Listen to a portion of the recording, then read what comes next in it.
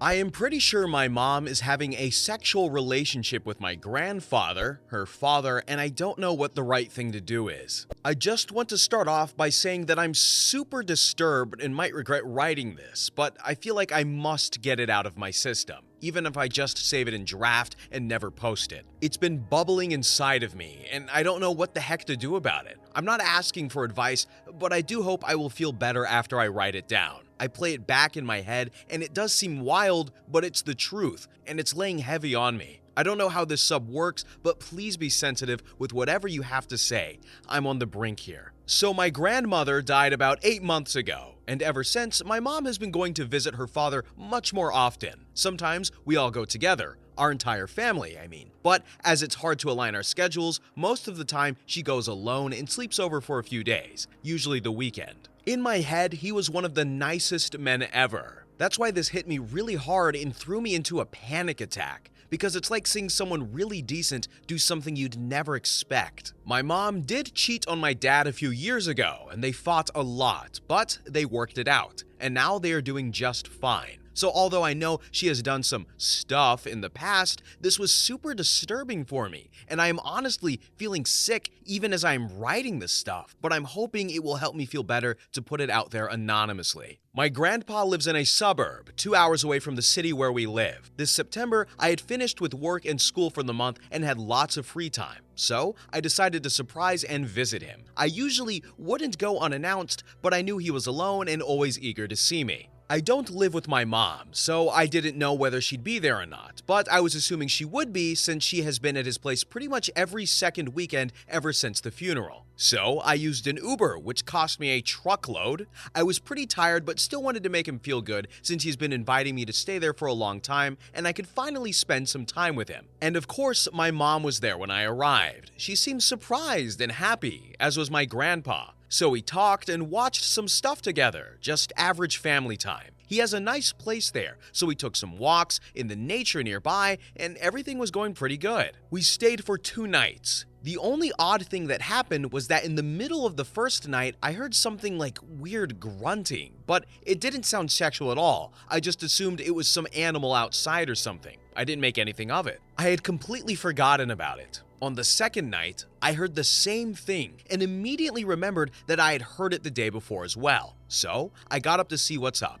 I opened the window and there was nothing out there. And even worse, I realized it was coming from inside the house, like the hallway. Then I realized that it was coming from my grandfather's room. And when I started listening more closely, I realized that it's actually very sexual, and it's just like an old man moaning like a creepy pervert. I didn't even think it was that disturbing, but I was pretty grossed out. I didn't really want to tell my mom about it, but I did find it kind of funny. Like it was kind of a TEA, if you know what I mean. I was like, maybe let me just wake her up and ask her if she has also heard anything, and maybe she'll discover it on her own when she wakes up and hears it instead of me having to tell her about it. But she was not in her room.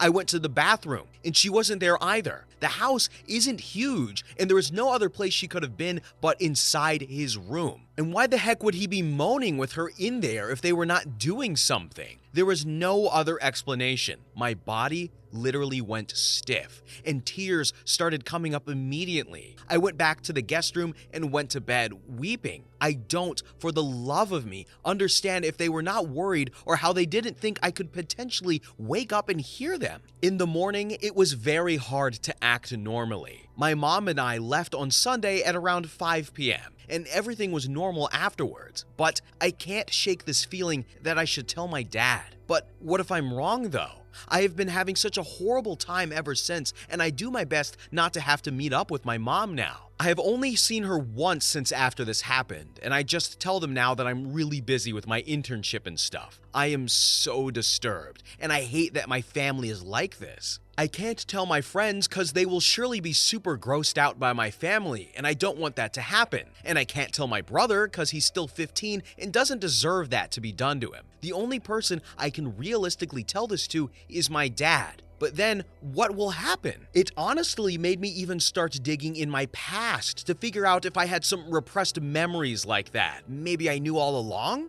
But absolutely not. I can't say that I have. I tried being honest with myself, but no.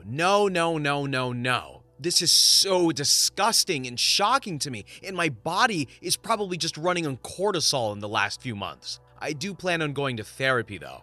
Edit. I just have to add that maybe I was too vague in my description, but once I was an inch from the door of his room, I was pretty sure it was sex moaning. Sure, he could have been in pain, but you don't moan repeatedly as if you're having intercourse when you're in pain. It wasn't like a single moan, it was like rhythmic. I actually shudder explaining this, but I feel like if I'm going to write all of this, it should at least be clear that I'm positive it wasn't groaning in pain. And as for my mom being somewhere else in her room, her phone was sitting on the bed, and all of her clothes as well as shoes were thrown around in her room. She definitely did not sneak out. Why would she go out for a walk barefoot in the cold without a jacket and leave her phone randomly on her bed? This is why I can't bring myself to think that. It was also somewhere around 2 a.m. Edit number 2. I decided to confront my mom, but not in an aggressive manner. I will just mention it casually and see how she reacts. Someone mentioned to see how her body language will be, and I think that's a great idea. It's pretty scary, but I feel like I'd regret not doing anything about this and leaving it simmer inside of me.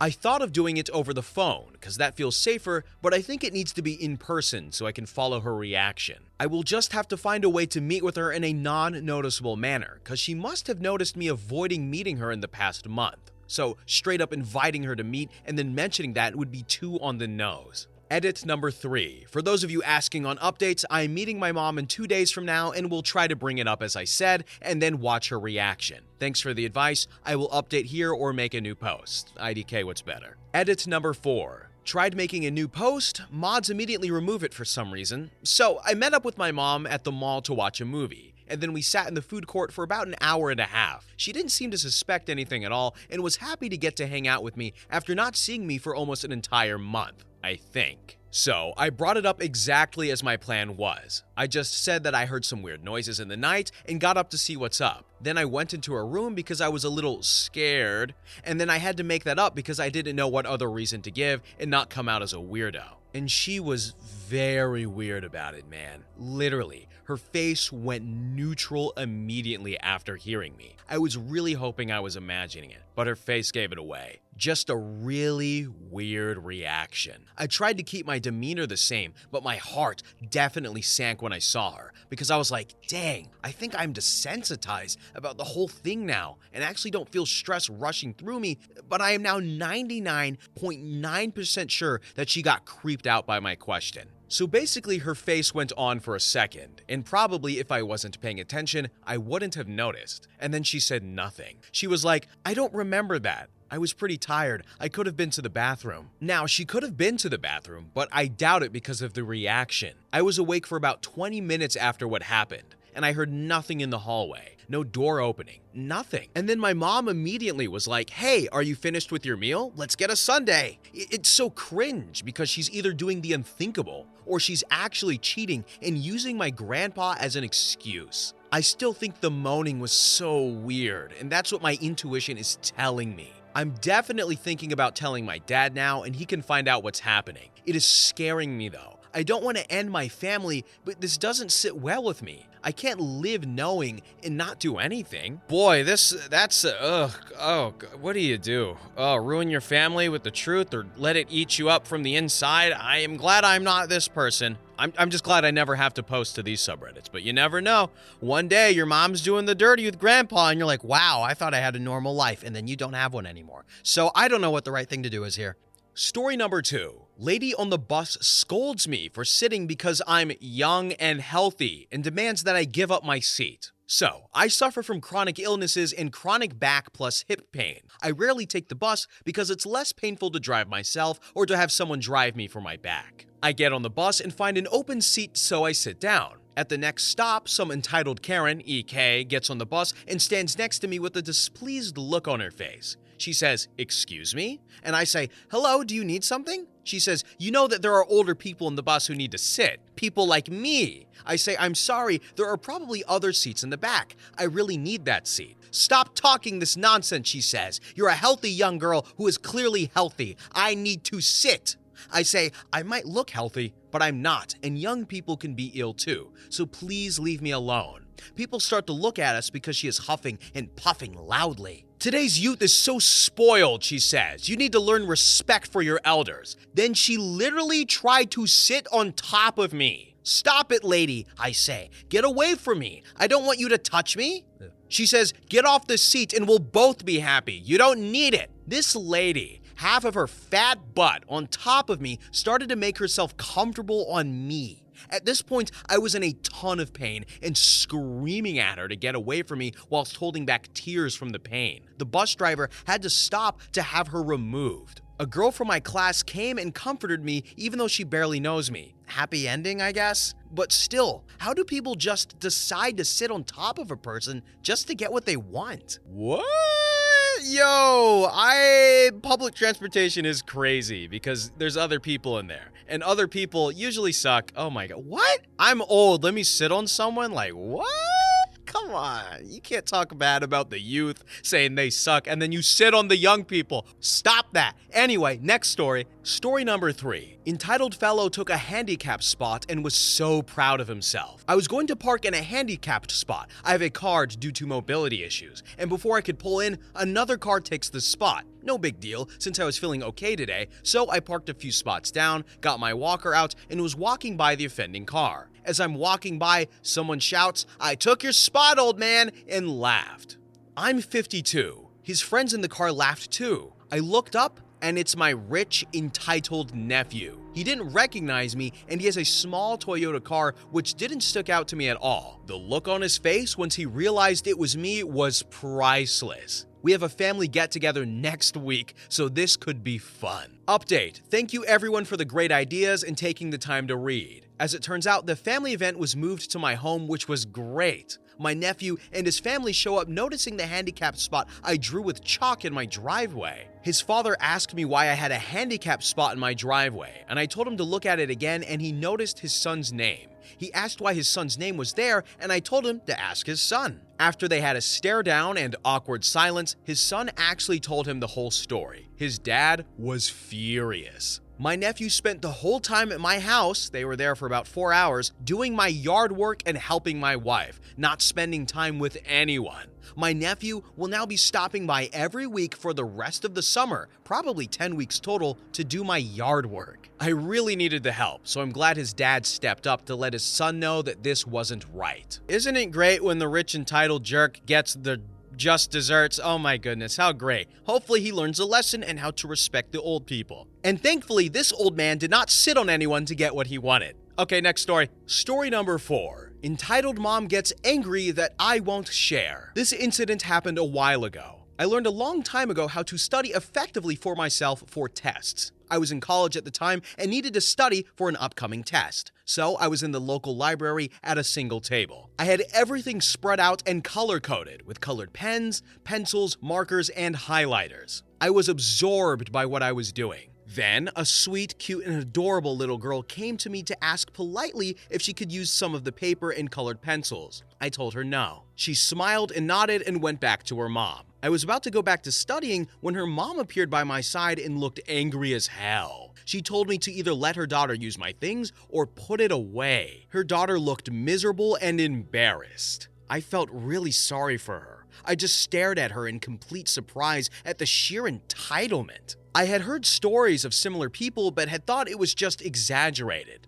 I told her to leave me alone and go away. She told me I was being disrespectful to my elder. With a hard roll of my eyes, I told her, "Girl, I'm at least a few years older than you." She started screaming, which brought the librarian over. Y'all, I have never seen this woman be tough. I thought she was a pushover. She was so sweet and treated everyone like they were her babies. She was like the grandma everyone wanted. She went from sweet grandma to complete rage. Hell, she scared me worse than the time I got mocked charged by a mama bear. She yelled at her, "What did I tell you about coming here again? Your daughter is welcome to come here. You are not. You have been banned from here for harassing everyone here. Get out now." I'm pretty sure my eyes were popping out of my face. I was definitely slack-jawed. The entitled mom was backing up pretty fast. Then she went from pure rage in a split second back to sweet elderly grandma, and she gave the little girl a hug and a kiss to her forehead. She came over to see if I was okay and grinned at my shocked face. She told me, "I always let people think that I'm too sweet to be tough. The surprise is effective." I nodded and started packing up my things and told her that I would never be able to refocus on my studies for that day. Hell yeah, Grandma, she's awesome, all right?